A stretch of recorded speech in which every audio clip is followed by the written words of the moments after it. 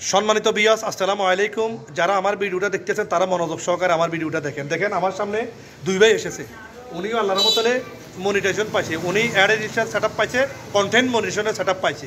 কিন্তু উনিও কাজ করতেছে ধৈর্য ধরে। আপনিও কি সেট আপ পাইছেন?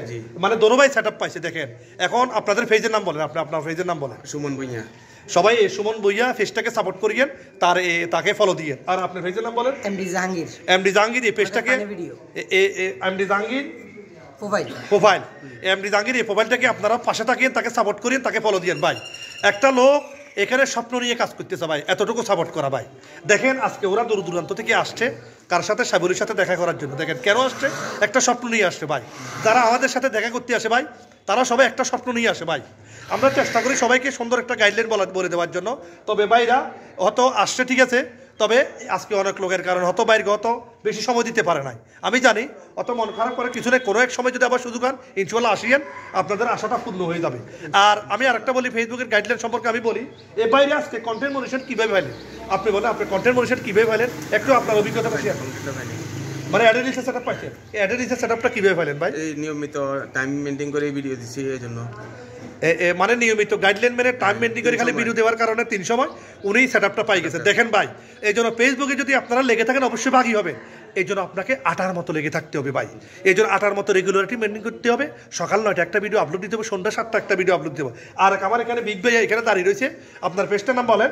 এমডি জাহাঙ্গীর। এমডি জাহাঙ্গীর। ওনার কিন্তু কয়টা সেটআপ আছে জানেন? অ্যাড রিলসের সেটআপ আছে, কন্টেন্ট মনিটাইজেশনটা সেটআপ, মানে বড়টা পাইছে ভাই, বড়টা।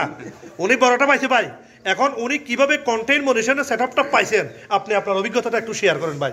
আমি যেখানে যেতাম ভিডিও করতাম, লাইভ করতাম, ওইটা করতে করতে আজকে আমি এত বড় ইয়েতে আসছি, কন্টেন্ট মনিটাইজেশন পাইছি। এখন আপনারা যদি সামনের দিকে একটু ভালোবাসা দেন, একটু সাপোর্ট করেন, লাইক কমেন্ট শেয়ার করেন, তাহলে অবশ্যই আপনাদের ভালোবাসা আরো দূরে গিয়ে যাবে ইনশাআল্লাহ। সবাই সাথে থাকবেন, ভালোবাসা পাবেন, ভালোবাসা দিবেন ইনশাআল্লাহ। দেখেন এই ভাই একটা কথা, দারুণ কথা বলেছেন। এখানে একজন আরেকজনকে ভাই সাপোর্ট করতে হবে ভাই, হিংসা করা যাবে না ভাই। আপনার ভিডিওতে উনি কমেন্ট করতেছে না, উনি লাইক দিতেছে না ভাই, নো টেনশন করবেন না ভাই। উনি না দো একদিন আপনার ভিডিওতে সে কমেন্ট করবে এবং লাইক দিবে ভাই। আপনি রেগুলারিটি মেনটেন করে নিয়মিত ভিডিও শ্যুট করতে থাকেন ভাই, ভিডিও আপলোড করতে থাকেন ভাই। একদিন সে আপনার কথা শুনবে, আপনাকে কমেন্ট করতে বাধ্য হবে, লাইক দিতে বাধ্য হবে ভাই। এই জন্য যারা ফেসবুকে কাজ করে ভাই, এখানে অনেক স্ট্রাগল রয়েছে ভাই, এখানে অনেক পরিশ্রম রয়েছে ভাই। সারাদিন ভিডিওর পিছনে ছুটতে হয় ভাই। এখানে আপনি মনে করিয়েন না এখানে বাতাসে টাকা আসে না ভাই। এখানে ভাইরাল হতে হলে নিজের কিছু ক্রিয়েটিভিটি থাকতে হবে, সৃজনশীলতা থাকতে হবে, তাহলে অবশ্যই আপনারা ভাইরাল হবেন ইনশাল্লাহ।